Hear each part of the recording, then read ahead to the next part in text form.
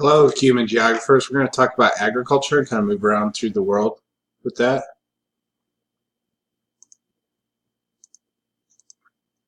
So the importance of agriculture. All humans depend on, directly and indirectly, on agriculture for survival, essentially for food. Cultivation of domesticated crops and raising domesticated animals. Agriculture remains the most important economic activity in the world, as we talked about, due to livelihood.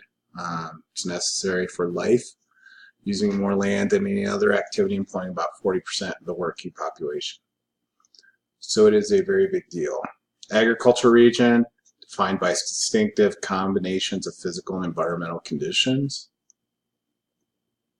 We have colonialism, industrialization, globalization of all altered agricultural practices. Prominent trend over the past 500 years is progressive, from extensive to intensive cultivation and husbandry. So you see more and more used.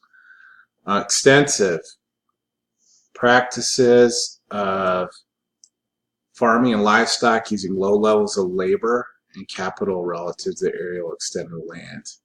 Okay. Intensive farming and livestock raising using high levels of labor and capital. So extensive is low levels of labor and capital, and intensive is high levels. It's a big difference there.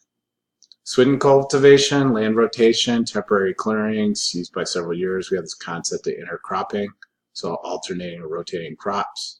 Plant and harvest cycle is repeated in the same clearings for about 3 to 5 years and then rotated. Fields are temporary left fallow and new clearings are prepared to replace them. So that's shifting cultivation. So why is this done? Because different plants in agriculture or different types of agriculture in general use different nutrients out of the soil, and it gives a chance for the soil to replenish itself and use different nutrients. So essentially, burning, clearing some of the land is one of the ways to do that. Swidden cultivation, some pros and cons of that. Ecologically sustainable and has endured for a long time, a millennia. Cons can be environmentally destructive. Paddy rice farming.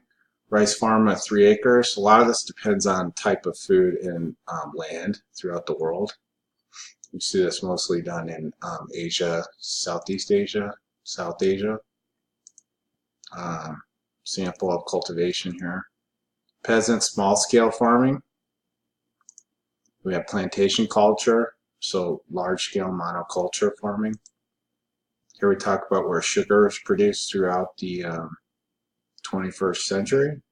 So we see a lot of that in South Asia, Southeast Asia, quite a bit around Brazil, which the original colonist Portuguese essentially brought in slaves to Brazil to support the sugar plantations, sugarcane plantations. Plantation inequalities, tension between labor and management. Workers live right on the plantations and no real separation. Profit of plantations is exported, maximizes luxury crops for certain more affluent economies. Market gardening or truck farming, devoted to specialized fruit, vegetable, or vine crops. Found in developed countries and raising no livestock. Participate in cooperative marketing arrangements to get to market. Here we see a sample of market gardening. Livestock fattening, commercial type of agriculture produces fattened cattle and hogs for meat. You can see that feedlot system. See that when we go through the, well, in Colorado, there's also quite a bit in Kansas. Grain farming, different wheat belts through Australia, Great Plains of North America, steppes of Russia, Ukraine, and the Pampas of Argentina. Top wheat producers, we see quite a bit of North Americanness, Canada, United States, Australia, India, China, and Russia. Suitcase farms, grown in the wheat belt, American agriculture, a farm in which no one lives. Examples of mechanization in farming, dairying. Specialized production of dairy goods resembles livestock fattening. It's basically strategies to essentially produce more dairy products per cattle head or per head. Nomadic livestock herd, group of family continually moves with its livestock. Here's an example of that in West Africa. Ranching, having fixed residences as individuals raise livestock on large scale for market. Aquaculture, growing aquatic or water-based organisms. For instance, hydroponic tomatoes grown through water. Mariculture, branch of aquaculture specific to cultivation of marine organisms, transforming on coasts. Aquaculture has been growing heavily, more than 5 times faster than terrestrial animal food producing agriculture. Here's an example of aquaculture. Shows where it exists throughout the world. Most commercial aquaculture relies on large energy and chemical inputs. Very limited. Example of mariculture landscapes. Non-agriculture, hunting and gathering. And going back in the times, cultural diffusion, spreading a culture point of origin over an area. Domesticated plant, deliberately planted, protected, and cared for by humans. See that through many of our products, or much of our crops that are grown in the Great Plains and Midwest in the United States. Locating centers of domestication, so we see a map of that. Centers of origin of food production. Notice it's only specific regions where the soil is real rich and the agriculture can be supported. Tracing animal domestication. Utilitarian processes, planting of crops, probably exception the dog. Early farmers in Fertile Crescent deserve credit for much of this. Modern mobilities, indigenous technical knowledge systems, so basically the locals knowing what and where works. Green Revolution, introduction of several technologies to produce chemicals, pesticides, so forth. Mechanization of tools for high yields. Negative aspects of the Green Revolution in India, poor farmers, poor became displaced, flocked to use chemicals and poisons, land caused environmental damage. India is really interesting too because there's like 600 million people living in the Ganges River Valley, so it's just a lot of, more than 1 billion people live in the country, very compressed population, so environmental degradation or damage is pretty serious. Okay, migrant workers for labor mobility. Exploration, colonization, globalization created for regional cuisines. Core periphery, so basically tendency, formal and functional cultural regions to have a core or a node, and traits are purist or functions are headquartered in a periphery that is tributary, displays fewer of the defining traits, so it kind of erodes as it goes away. Montuno model. Examples of that. It talks about distribution here as far as mapping hunger worldwide. Very sad, much of that's in Africa.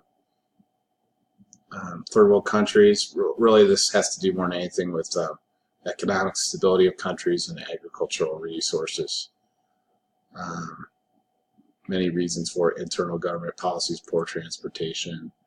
Agribusiness, highly mechanized, large-scale farming, corporate ownership, so it's really turned it into mega business. Monoculture, one crop or a huge tract of land for agribusiness. Many countless rural development projects through the ongoing Green Revolution.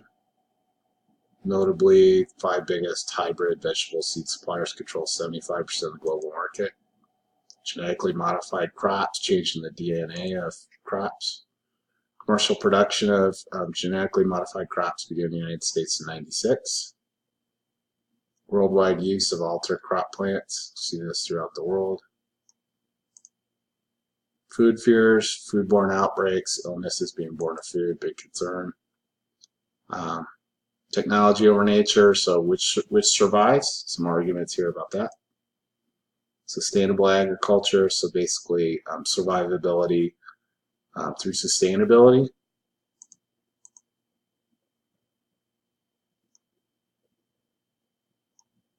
And then we have other things like green fuels, biofuels, like corn can be used to create ethanol for energy.